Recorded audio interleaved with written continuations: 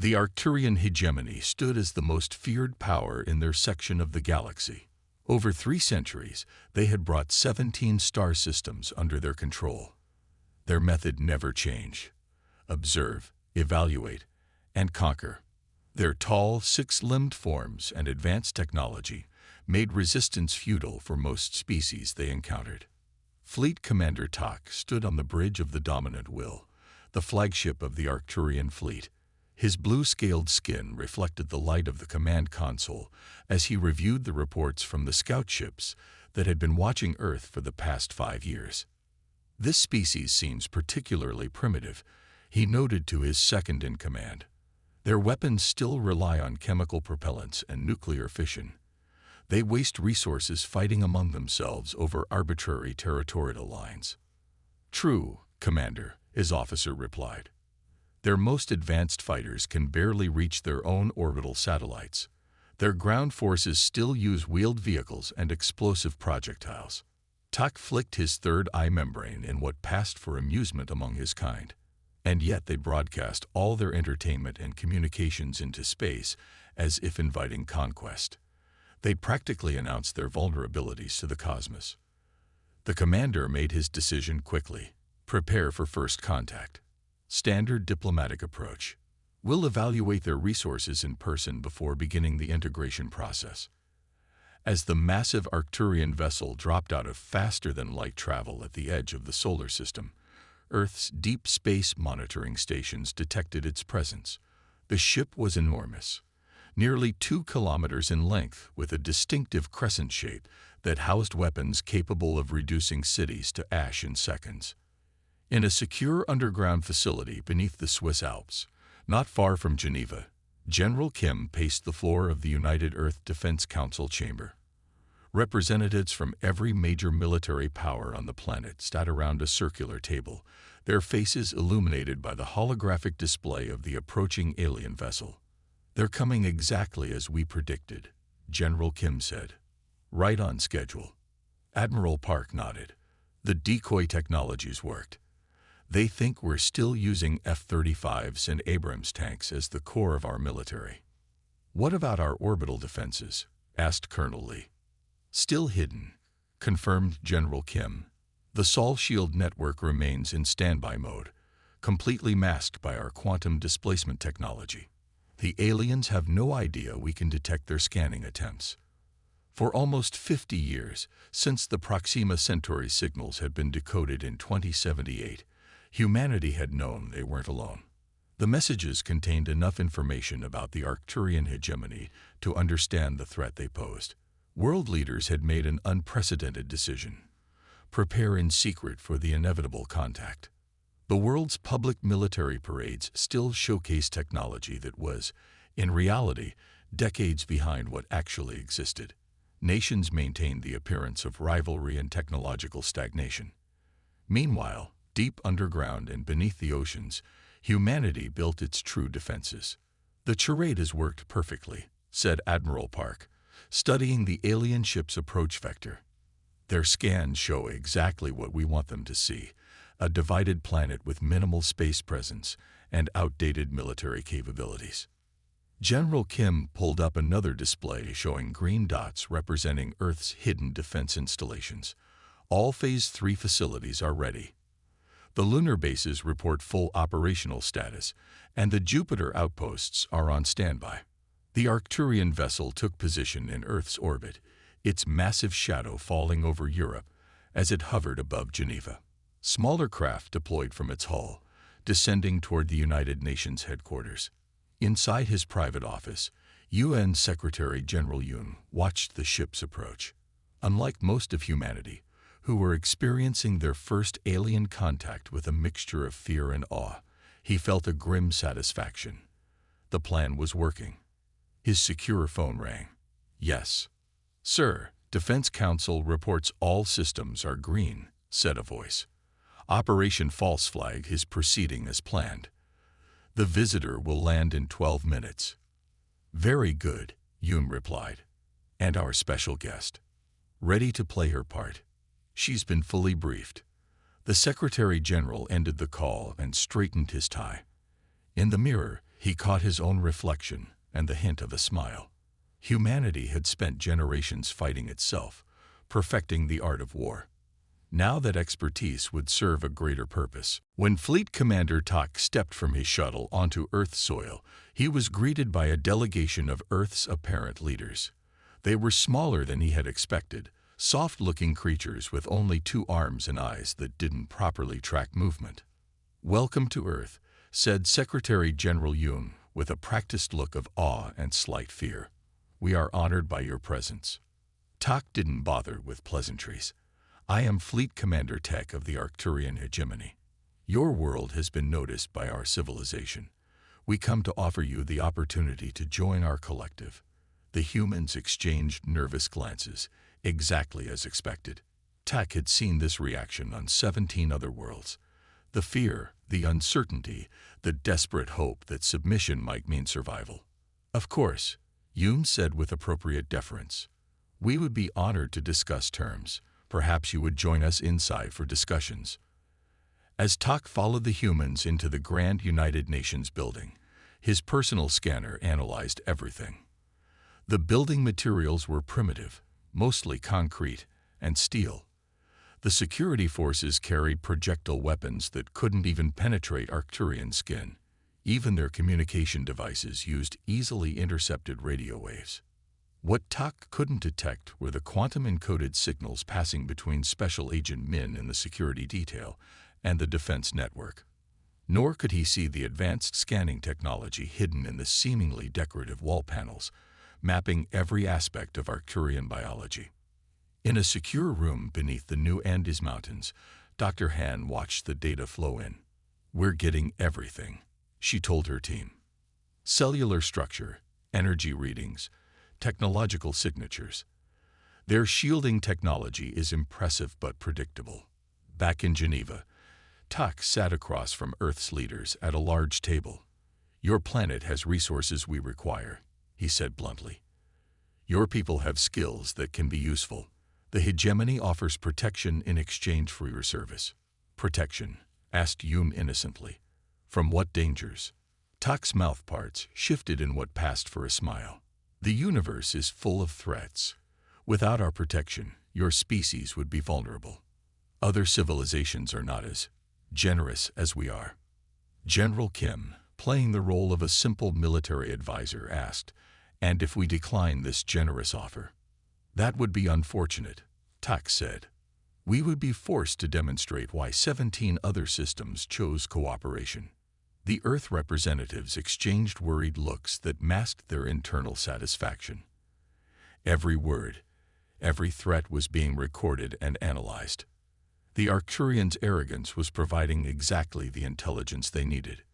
"We would need time," Yoon said, feigning concern. "Our people are not united. We would need to explain this to our various nations." Tak considered this. His scans showed no significant defensive capabilities that could threaten his ship. These humans were barely space-capable, still using chemical rockets and primitive satellites. Their request for time was merely the desperate plea of the weak. "You have 72 Earth hours to prepare your people," he said magnanimously. "Then we will begin integration." As the Arcturian delegation returned to their ship, military leaders around the world received the same message. Phase 4 authorized. 72-hour countdown initiated. Deep beneath the Pacific Ocean, mammoth doors slid open on the ocean floor as dormant defense platforms began powering up. In the asteroid belt, mining operations transformed into weapon stations. On the far side of the moon, 3,000 microsatellites prepared for deployment. The trap was set, and the Arcturians had walked right into it. 24 hours after the first meeting, Commander Tak summoned Earth's leaders back to the landing site near the United Nations building. This time, he did not bother leaving his ship. Instead, the humans were escorted into a large chamber within the Arcturian vessel, where they stood like students before a stern teacher. The room was purposely designed to intimidate. The ceiling towered 15 meters high. The lighting cast harsh shadows across alien technology that pulsed with energy. 6 armed Arcturian guards stood at attention, their weapons visibly powered and ready. Tak sat on an elevated platform, looking down at the human delegation. Secretary General Yoon, General Kim, and 5 other world leaders maintained carefully neutral expressions as the alien commander activated a holographic display. "These are our terms," Tak announced without preamble. The hologram showed Earth, with overlay maps highlighting specific regions rich in minerals, water, and biological resources. "The Arcturian hegemony claims protective status over your world," he continued. "In exchange for our technology and defense, Earth will provide annual tribute of 40% of all planetary resources." The humans exchanged glances as Tak continued listing demands. "Your people will serve as labor forces in our mining operations throughout this sector. We find human physiology well suited to certain tasks our people prefer not to perform." The hologram shifted to show images of humans working in what appeared to be mining facilities on barren worlds. The conditions were clearly harsh, the workers thin and exhausted. Those who cooperate will receive adequate nutrition and housing. Those who excel may earn additional privileges. General Kim stepped forward slightly. "And if we refuse these terms?" Tak's third eye membrane flickered in what the humans now recognized as amusement. With a gesture, the hologram changed to show Earth again. Red targeting markers appeared over major cities: New York, Tokyo, London, Beijing, Mumbai. "Resistance would be unfortunate," Tak said coldly. "Our ships carry weapons capable of reducing your largest cities to ash in minutes. We prefer cooperation, but we are prepared for alternatives." To demonstrate, he pressed a control on his chair. The hologram showed live footage of a small, uninhabited island in the Pacific. A beam of light flashed from the Arcturian ship in orbit. The island vanished in a blinding explosion, leaving nothing but boiling seawater. "That was 1/10 the power of our main weapons," Tak noted. "Do you understand your position now?" Secretary General Yoon stepped forward, his head slightly bowed in apparent submission. "We understand completely, Commander. But I must ask for time to prepare our people. As I mentioned before, Earth is divided into many nations. We need to explain these terms to various leaders and prepare our populations." "How much time?" Tak asked impatiently. 72 hours, Yoon replied. 3 Earth days, just enough time to broadcast the message globally and begin organizing the resource collection you require. Tak considered this. His intelligence officers had confirmed that Earth possessed no weapons that could threaten his ship. Their most advanced missiles could be intercepted long before reaching orbit. Their primitive nuclear weapons would be useless against Arcturian shields. "Very well," he agreed finally. "You have 72 hours. When I return, I expect to see your world prepared to begin its service to the hegemony." As the human delegation was escorted back to Earth, Tak's second-in-command approached him. "Commander, our sensors have detected increased activity at several military installations. The humans appear to be moving equipment and personnel to remote locations." Tak dismissed the concern with a wave. "Let them hide their toys. It makes no difference. Their most advanced weapons are several centuries behind our technology." Still, his officer persisted, "Should we not investigate these movements?" "Send additional scout ships if you wish," Tak said. "But it is wasted effort. I have seen this behavior on 17 worlds before this one. They always make futile preparations before accepting reality." Back on Earth, in the secure underground command center beneath the Alps, the human delegation dropped their submissive act the moment they were alone. "The arrogant fool took the bait completely," General Kim said, removing his jacket. "He didn't even bother scanning us for communication devices." Secretary General Yoon nodded. The quantum transmitter recorded everything. All his threats, the weapons demonstration, everything. "Did you see their shield configurations when they fired on the test island?" Admiral Park asked excitedly. "The energy pattern matches exactly what our simulations predicted. Their defensive technology hasn't evolved in over a century." In a nearby room, Dr. Han was already analyzing the biological samples collected during the visit to the alien ship. Her team had managed to place microscopic collection devices on the floor that gathered skin cells and other biological material from the Arcturians. Their cellular structure is fascinating, she reported. Highly resilient to radiation, but with surprising vulnerability to certain frequencies of ultrasonic waves. This could be useful. General Kim activated the main command display, showing a global map with hundreds of green dots representing hidden military installations. All defense stations report ready status. The lunar bases have completed final preparations. Deep space platforms are online. And the Phantom Fleet, UMASCed, fully operational. The ships are maintaining quantum stealth protocols. The Arcturians have no idea they exist. In orbit, Scout Officer G of the Arcturian hegemony directed his small vessel toward an area of increased human activity in the remote mountains of what humans called Colorado. His sensors detected unusual energy readings, but the source appeared to be deep underground. "Command, I'm detecting some form of energy signature," he reported. "But it's likely just their primitive nuclear power sources. The radiation shielding is consistent with their technology level." What Jay couldn't detect was the advanced quantum displacement field hiding the true nature of the facility. What appeared to his sensors as a simple underground bunker was actually one of Earth's most advanced military research centers, extending 10 kilometers beneath the Rocky Mountains. Inside, Dr. Co calibrated the final adjustments on the planetary defense grid. "Grid nodes 1 through 500 are green," she reported. "The remaining nodes will be online within 48 hours. In another section of the facility, Colonel Min supervised the loading of microscopic combat drones into deployment vessels. These drones, no larger than dust particles, could infiltrate alien technology and disable it from within. "Drone battalions Alpha through Echo are ready," he confirmed, "just waiting for deployment orders." Across the planet, similar preparations continued.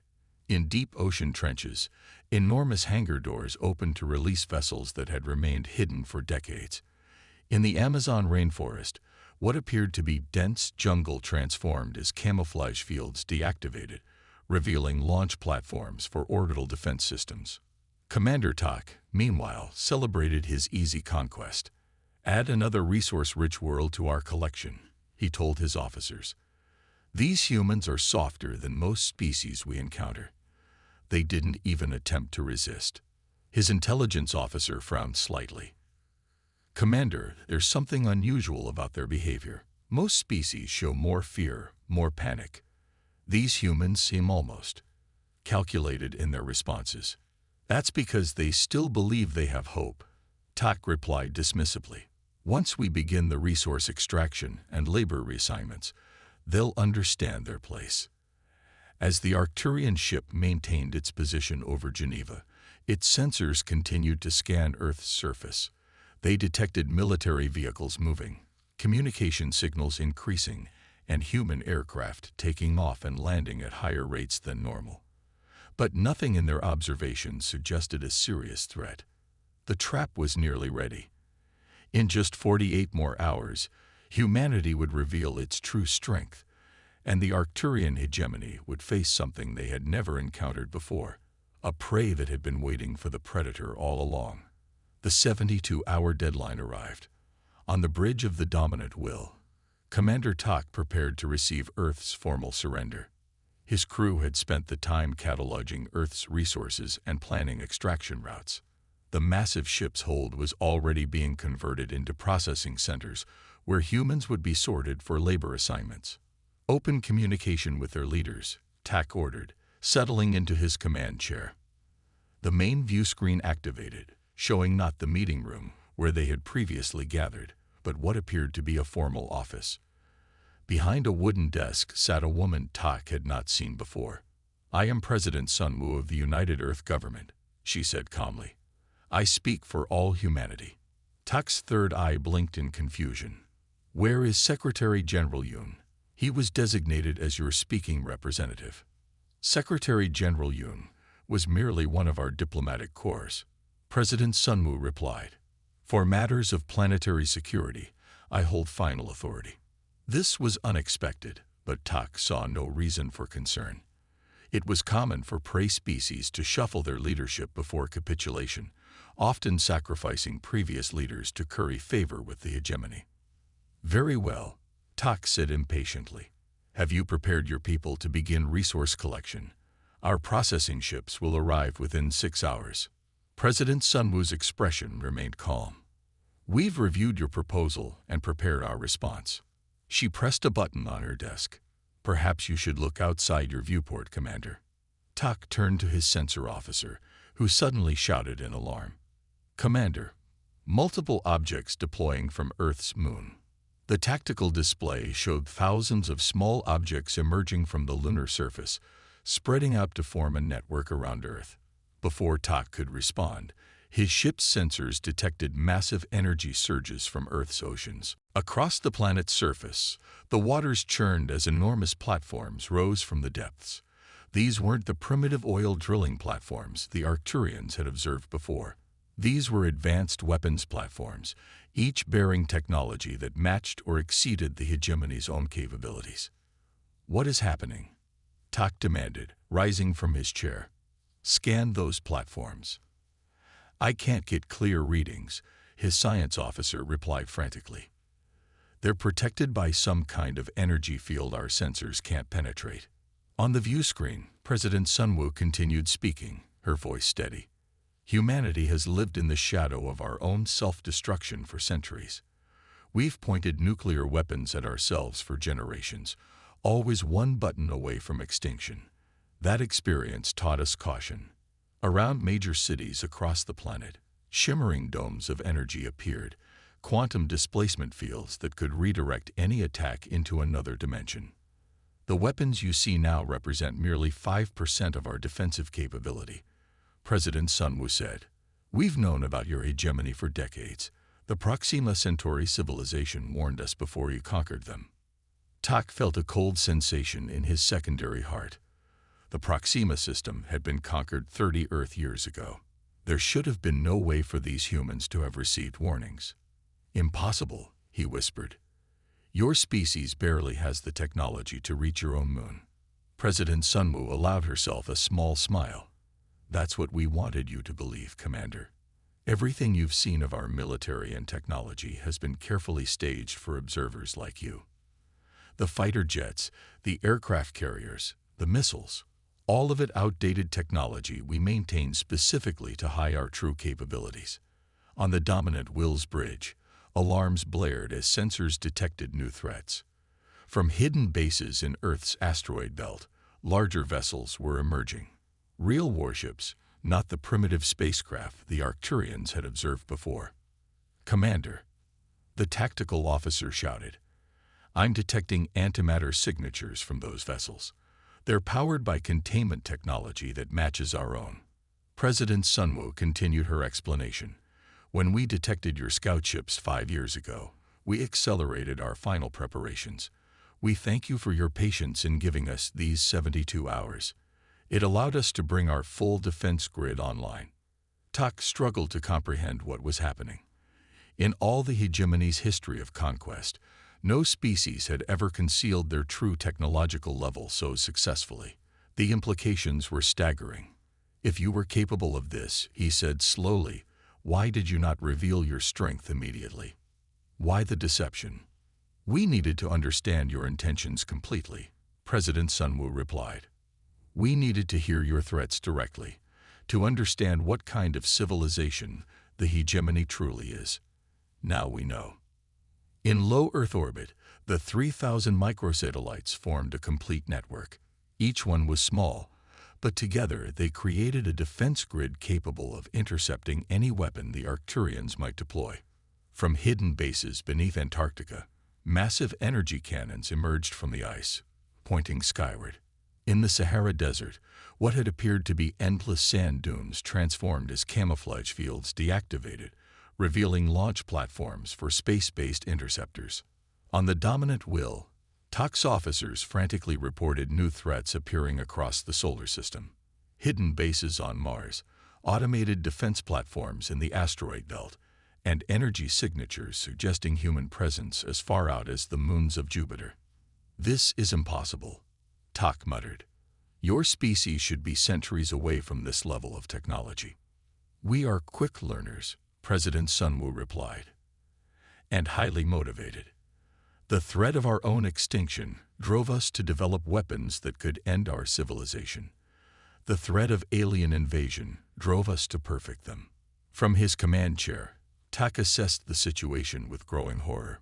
His single warship, while powerful, was now surrounded by weapons platforms that matched or exceeded its capabilities. The easy conquest he had planned was now impossible. "What are your terms?" he asked, his voice much less confident than before. President Sunwoo's expression hardened. "You came to our world with demands for submission and threats of destruction. You plan to reduce us to slaves and strip our planet of resources. Do you truly believe we would now offer you terms?" Tak felt fear for the first time in his long military career. "You cannot expect to defeat the entire hegemony. We have thousands of warships, hundreds of conquered worlds. This is just one ship." "We are well aware of your fleet's strength," President Sunwoo replied. "We have been monitoring your communications and mapping your territory for years. We know the location of every major Arcturian world, every fleet position, every supply line." She leaned forward slightly. "But we are not monsters, Commander. Unlike you, we don't believe in unprovoked attacks or threats of orbital bombardment. We will allow your ship to leave our system intact with a message for your leaders." On the bridge of the dominant will, Tak's officers waited anxiously for his response. To retreat would be unprecedented in hegemony history. No conquest mission had ever failed so completely. "What message?" Tak asked finally. "Earth and the entire Sol system are now declared a sovereign zone," President Sunwoo stated firmly. "Any future Arcturian vessels entering our space without explicit permission will be considered hostile acts of war. We are prepared to defend not just our planet, but any world threatened by your expansion." She paused to let her words sink in. "You have 1 hour to depart. After that, we cannot guarantee your safety." As the communication ended, Tak stared at the blank screen.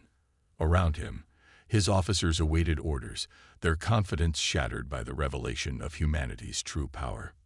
"Prepare the ship for departure," he said quietly. "Send a priority message to the Hegemony Council. The situation here is not as we expected." As the dominant will began powering its engines, sensors around Earth continued tracking its every move. In the command center beneath the Swiss Alps, military leaders watched the alien vessel with weapons locked on target. "Do you think they'll return with a larger fleet?" General Kim asked. President Sunwoo, who had delivered her message from this secure location, rather than her actual office, shook her head. "Not immediately. They'll need time to assess what happened here. Time to realize that their entire approach to expansion needs to be reconsidered." She watched the alien ship growing smaller on the display as it moved away from Earth. Today marks a new chapter in human history. Not just first contact, but first resistance. The trap had not just been sprung. It had worked perfectly. Humanity had revealed enough of its strength to deter an invasion, while still keeping many of its most advanced weapons secret. The shadow game would continue, but the rules had changed forever. Commander Tech's vessel halted its retreat at the edge of Earth's solar system. For 3 hours, the bridge crew had remained silent, processing their humiliation. The Arcturian hegemony had never retreated before. In 17 conquests, they had always been the superior force. Tak paced the command deck, his pride wounded but his tactical mind racing. "This changes nothing," he announced suddenly. "The humans have revealed their deception. But one planet, no matter how advanced, cannot stand against the combined might of the hegemony." His officers exchanged uncertain glances. The sensor readings from Earth had shown technology that matched or exceeded their own in several key areas. "Sir," his second-in-command ventured, "perhaps we should report back to the Council before taking further action." Tak's third eye narrowed. "And admit defeat?" "No. The humans surprised us once. It will not happen again." He turned to his communications officer. "Open a channel to Earth." On Earth, the defense network immediately detected the incoming transmission. In the Alpine Command Center, President Sunwoo had been consulting with her military advisors about next steps when the alert came through. "The Arcturian vessel is hailing us," reported Admiral Park. "They've stopped at the orbit of Neptune." "Put them through," Sunwoo ordered, straightening her uniform. Commander Tuck's image appeared on the main screen. His posture was different now, no longer relaxed and condescending, but rigid with controlled fury. "President Sunwoo," he began, "your deception has been noted. However, you must understand that what you have seen is merely one ship of the Arcturian fleet. Even now, I could summon reinforcements that would overwhelm even your impressive defenses." President Sunwoo maintained a neutral expression. "We've been monitoring your transmissions, Commander. We know you haven't contacted your superiors yet. You're bluffing." Tuck's facial membranes tightened, the Arcturian equivalent of a scowl. "This is your final opportunity. Accept protectorate status under more generous terms, or face the consequences of your defiance." The hegemony has never failed to conquer a target world. Admiral Park leaned close to President Sunwoo. "He's desperate, trying to salvage his mission." President Sunwoo nodded slightly. "Commander Tuck, we have already demonstrated a fraction of our defensive capabilities. Perhaps you need further evidence that threats are not in your best interest." She gestured to General Kim, who spoke into his communication device. "Authorize Operation Clear Sky. Captain Hana, you are go for demonstration." In Earth orbit, a sleek vessel detached from an orbital defense station. Unlike the bulky, armored design of Arcturian warships, this human craft was elegant and streamlined, barely a quarter the size of the dominant will. Its hull gleamed with a material that seemed to absorb and reflect light simultaneously. On the Arcturian bridge, Tak observed the approaching ship with dismissive amusement. "They send one tiny vessel. Scan it." His sensor officer complied. "Single ship, minimal weapons signature. No threat to our vessel, Commander.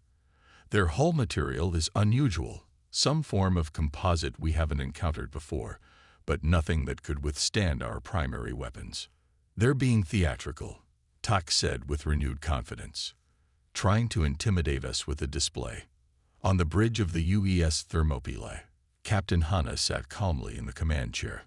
Unlike the crowded bridges of Arcturian vessels, her ship operated with a crew of only 12, each specialist monitoring advanced systems that required minimal oversight. "Phase drive charged to 100%, reported her navigation officer. "Coordinates locked." "Weapons system primed," added her tactical officer. "Target parameters set." Captain Hana nodded. "Begin approach sequence. Let them track us normally." The Thermopylae accelerated toward the Arcturian vessel, appearing on their sensors as moving quickly but conventionally through space. Nothing in its approach suggested capabilities beyond what the Arcturians would expect from an advanced, but still inferior civilization. On the dominant will, Tak watched with growing confidence. They're approaching at sublight speed. No unusual energy readings. Perhaps their earlier display was all they could muster. "They'll enter our weapons range in 30 seconds, his tactical officer reported. "Prepare to fire a warning shot," Tak ordered. "Show them the futility of this gesture." But before the Arcturians could act, something impossible happened. The human vessel simply vanished from their sensors. "Where did they go?" Tak demanded, his voice rising. "Find them." His crew frantically searched all sensor bands, but the ship had completely disappeared. Not cloaked, not hidden, gone. Then, alarms blared across the bridge. "Internal sensors detecting an object," shouted the security officer. "Something has appeared inside our shield perimeter." The Thermopylae had reappeared barely 100 meters from the hull of the dominant will, hovering just outside a viewport where Tak could clearly see it. The human vessel had somehow bypassed the Arcturian shields completely, a technology thought impossible by every spacefaring race the hegemony had encountered. A communication channel opened automatically. Captain Hana's face appeared on the Arcturian view screen. "This is Captain Hannah of the United Earth ship Thermopylae," she said calmly. "This is a demonstration. We could have materialized inside your command center." Tak stared in disbelief. The implications were staggering. If human ships could bypass shields and appear anywhere, no Arcturian vessel or world would be safe. "How? How did you do this?" he asked, his arrogance forgotten. "Phase shift technology," Captain Hannah replied matter-of-factly. "Your shields exist in normal spacetime. We temporarily shifted into an adjacent dimensional plane before reappearing. To us, your shields might as well not exist." Tak's tactical officer whispered urgently, "Commander, if they can do this, they could place weapons directly inside our ship. We have no defense against such technology." Captain Hannah continued, "We have one more demonstration, Commander. Please direct your sensors toward Jupiter's third moon." The Arcturian sensor officer quickly focused their long-range scanners on the specified target. Jupiter's third moon was a small, uninhabited rock, roughly 20 kilometers in diameter. "What about it?" Tak asked. "Just watch," Captain Hannah replied. The Thermopylae turned slightly, orienting itself away from the Arcturian vessel. A narrow aperture opened on its hull, revealing what appeared to be a simple focusing lens. There was no visible beam, no massive energy buildup that the Arcturians could detect. But on their sensors, something impossible happened. The entire moon simply ceased to exist. One moment it was there, a solid celestial body orbiting the gas giant. The next, it was gone. Not destroyed, not shattered into pieces, but completely converted to energy in a controlled reaction that defied Arcturian understanding of physics. The energy release was enormous, but somehow contained, not radiating outward destructively, but seemingly channeled somewhere else. The Arcturian sensors struggled to comprehend what they were detecting. "By the first egg," whispered Tak's science officer. "They've somehow converted matter directly to energy with perfect efficiency. That should be impossible." Captain Hannah's expression remained calm. "That moon was approximately 1/8 the mass of your flagship, Commander Tak. We currently have 47 weapons platforms with similar capabilities targeted on your vessel." The bridge of the Dominant will fell completely silent. Every crew member understood the implications.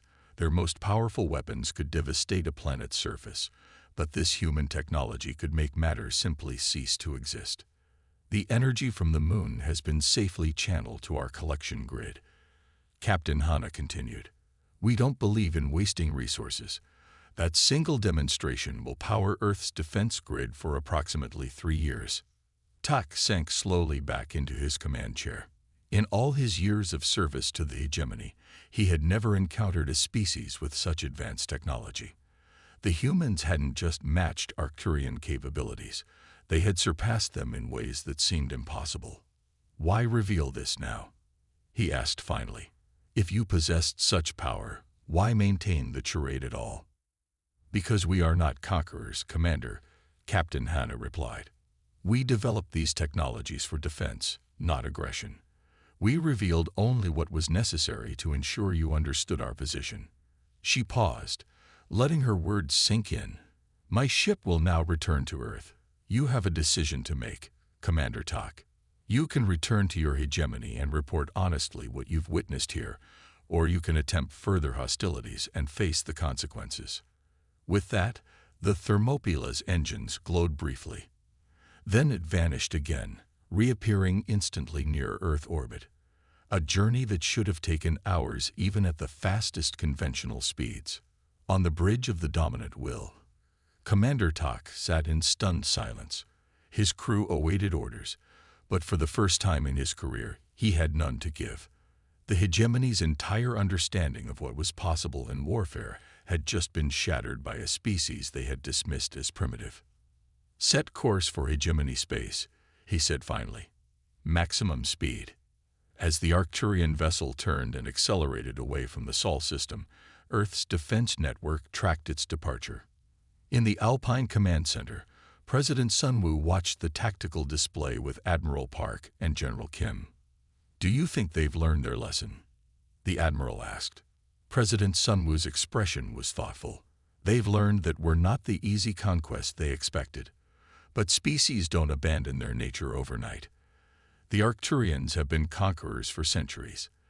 This is just the beginning of a much longer game. The Arcturian High Council chamber fell silent as Commander Tak finished his report. 17 high-ranking Arcturians sat around a crescent-shaped table, their expressions ranging from disbelief to anger.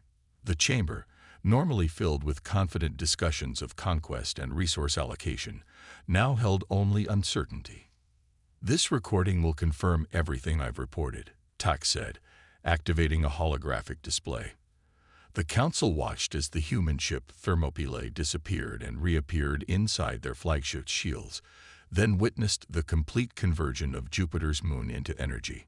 High Counselor Mech, the oldest and most respected member of the hegemony's leadership, leaned forward. "In all our history, we have never encountered such technology. These humans hide their true capabilities behind a primitive facade. We should assemble the Grand Fleet immediately," said Counselor Rek, the most hawkish of the group. "If we strike with overwhelming force and risk having our entire fleet converted to energy," interrupted Counselor Lek, head of scientific research. "Did you not witness what their weapons can do? One small ship erased a moon from existence. They have 47 such platforms, and those are just the ones they reveal to us." The debate raged for hours. Some counselors argued for immediate military action, others for diplomatic outreach, and still others for quarantining the entire Sol system and pretending humans didn't exist. Finally, High Counselor Mech raised his hand for silence. "For 3 centuries, the hegemony has expanded based on our technological superiority. That advantage no longer exists. For the first time, we have encountered a species that can destroy us more easily than we can destroy them." His words hung heavy in the air. The concept was almost impossible for many to accept. "We will send diplomatic envoys," Mech declared finally. "We will acknowledge Earth as a sovereign power, and we will reassess our expansion policies immediately." News traveled quickly through the galaxy's communication networks. Species that had feared the Arcturian hegemony for generations suddenly learned of its unexpected withdrawal from Earth. Intercepted communications revealed the reason. The seemingly primitive humans possessed military technology generations ahead of other civilizations. On the desert world of Proxima Centauri b, the reptilian Centaurians, who had been under Arcturian rule for 30 years, gathered in underground chambers to discuss this revelation.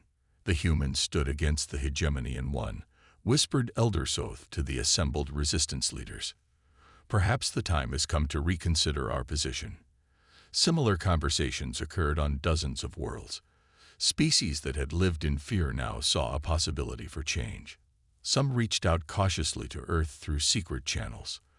Others began planning rebellions against their Arcturian overseers. 3 months after the encounter with Commander Tak's ship, a historic gathering took place on a neutral space station orbiting Saturn. Representatives from 26 spacefaring species arrived in vessels of all shapes and sizes. Some came openly as sovereign powers, others secretly as representatives of occupied worlds. The space station's central chamber had been redesigned for the occasion. A circular table accommodated all delegates equally, with no position of prominence. Earth was represented by President Sunwoo and a small delegation of military and diplomatic advisors.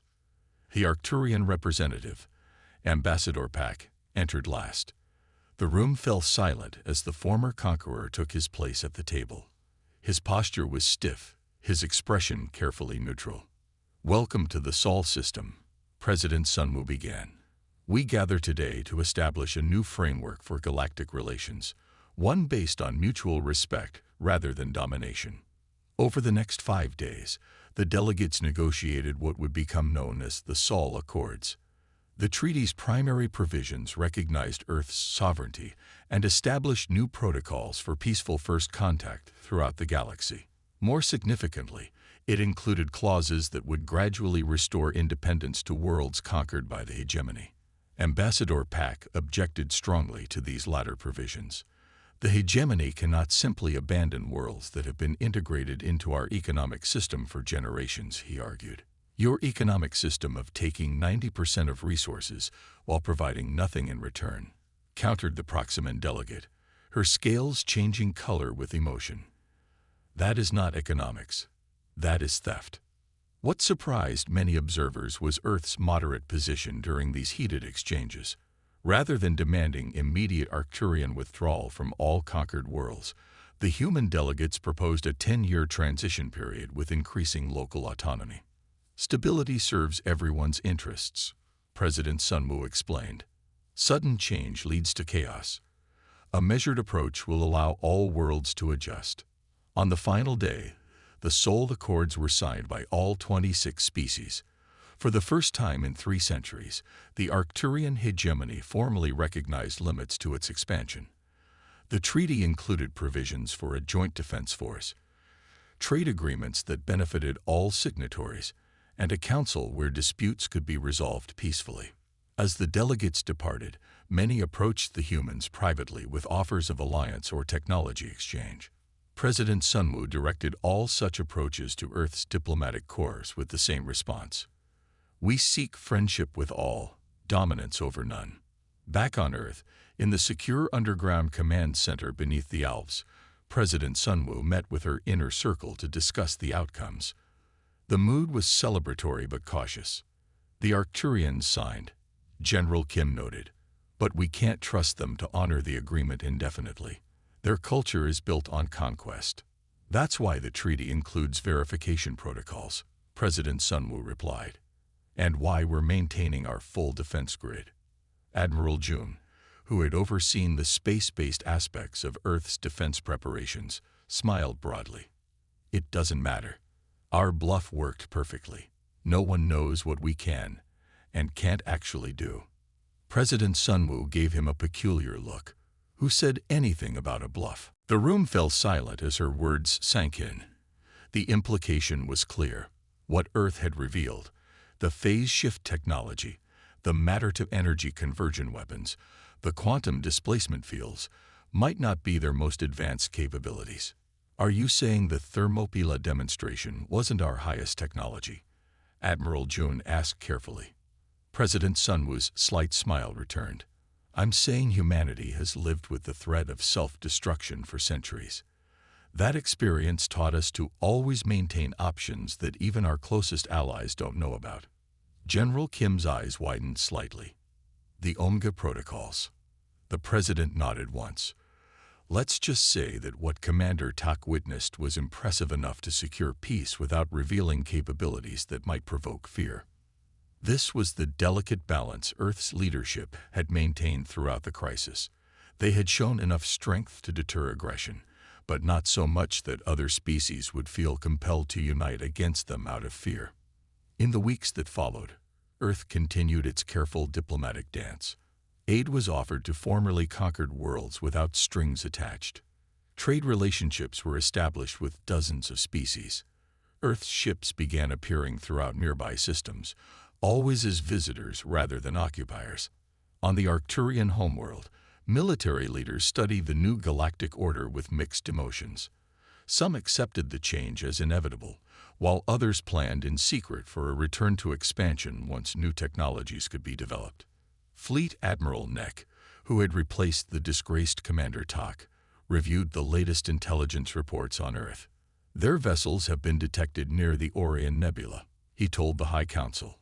Always in small numbers, always responding to invitations from local species. And their weapons capabilities? Asked Counselor Rek.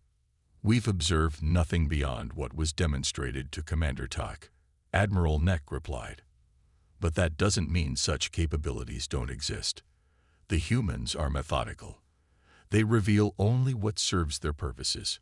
High Counselor Mek nodded slowly. Then we will be equally methodical. We will honor the Soul Accords while building our understanding of human psychology and technology. The hegemony has existed for millennia. We can be patient. 6 months after the signing of the Soul Accords, President Sunwoo stood at a viewport in the Lunar Command Center, looking out at Earth. The blue planet hung serenely against the blackness of space, giving no hint of the advanced defense systems that now surrounded it. Admiral June joined her at the viewport. The latest reports show the Arcturians have withdrawn from 3 more systems. The Proxima Centauri civilization has formally regained independence. "And our deep space monitors?" she asked. "No unusual activity. The galaxy seems to be adjusting to the new balance of power." President Sunwoo nodded, satisfied but not complacent. "Maintain full alert status. The greatest test of power isn't using it, but knowing when to hold it in reserve."